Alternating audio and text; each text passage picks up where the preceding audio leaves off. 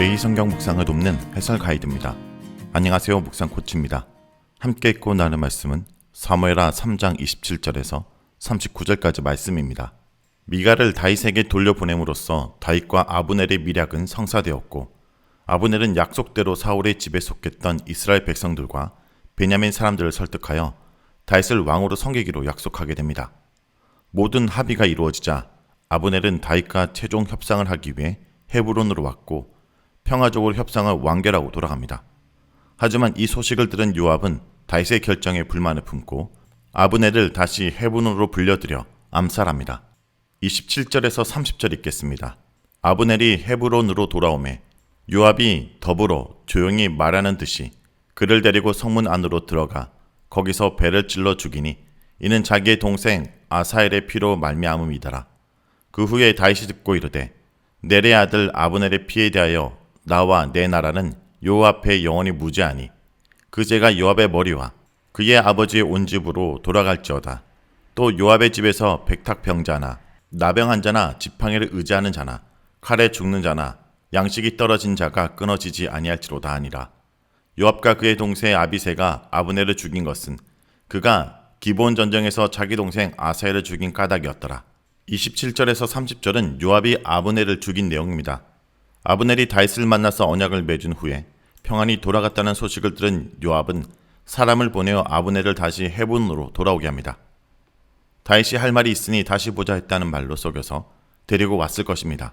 아브넬이 갔던 시르는 헤브론에서 약 2에서 3km 떨어진 곳으로 매우 가까운 곳인데 다윗 모르게 사람을 보내 아브넬을 돌아오게 만든 것을 보면 헤브론에서 요압의 권력이 상당했던 것으로 보입니다.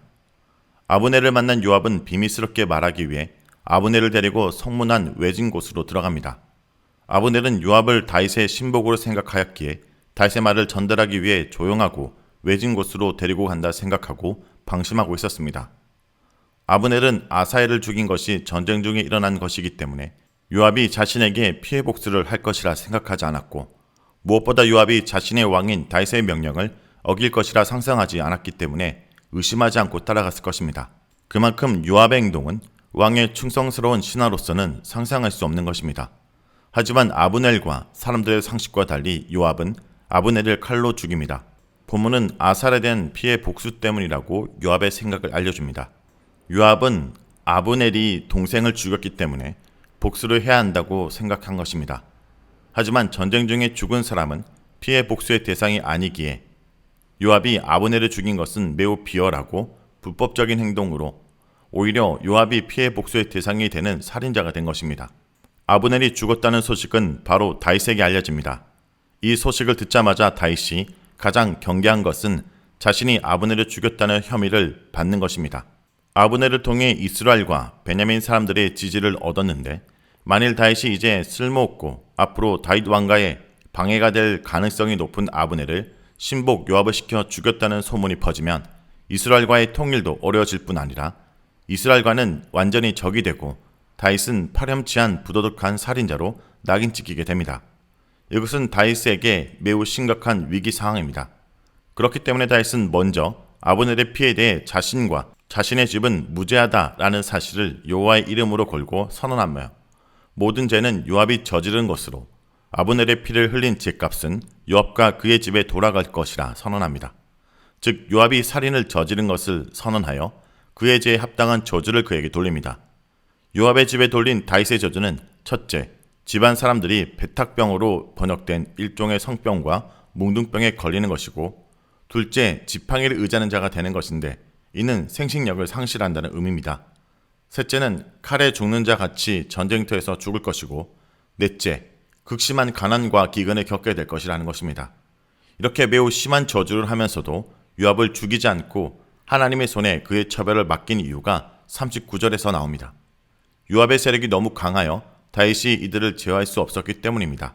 요압은 이스라엘과의 오랜 전쟁을 통해 다윗의 집에서 없어서는 안 될 중요한 군사 지도자로 성장하여 다윗마저 함부로 요압과 아비새를 건드릴 수 없는 상황이었습니다.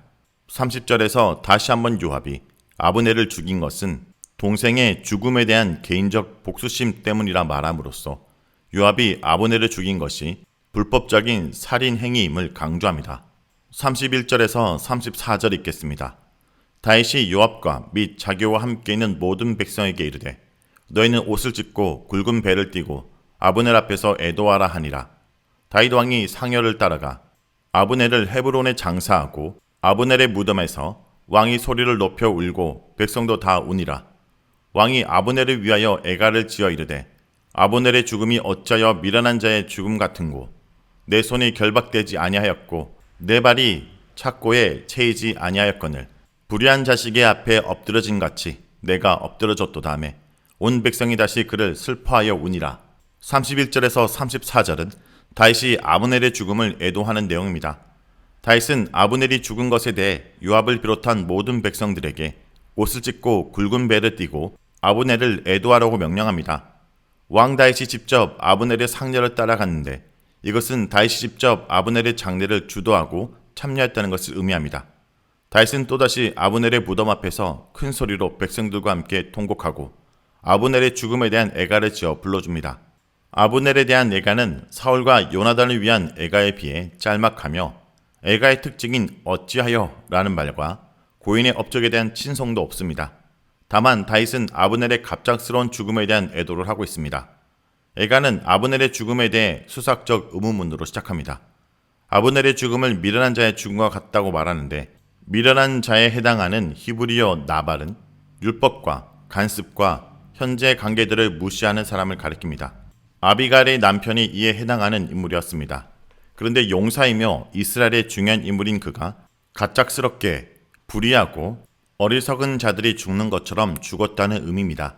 그리고 내 손이 결박되지 아니하였고 내 발이 차고에 채이지 않았다라는 것은 처형을 당할 죄인이 아니라는 말입니다. 이렇게 죄인도 아닌 아브넬이 오히려 불의한 자에게 죽임을 당했다고 애도합니다. 여기서 다윗은 아브넬의 죽음이 아무 죄도 없이 죽은 억울한 죽음이고 아브넬을 죽인 자들은 불의한 자들이며 이들이 죄인이라고 말하는 것입니다. 이렇게 다윗은 아브넬을 위해 직접 장례를 치르고 애곡하고 애가를 부르며 자신이 할 수 있는 최선을 다해 아브넬의 죽음을 애도합니다.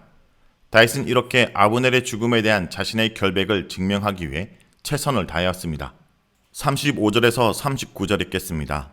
석양에 뭇백성이 나와 다윗에게 음식을 권하니 다윗이 맹세하여 이르되 만일 내가 해지기 전에 떡이나 다른 모든 것을 맛보면 하나님이 내게 벌 위에 벌을 내리심이 마땅하리라며 온 백성이 보고 기뻐하며 왕이 무슨 일을 하든지 무리가 다 기뻐하므로 이날에야 온 백성과 온 이스라엘이 내 아들 아브넬을 죽인 것이 왕이 한 것이 아닌 줄을 아니라.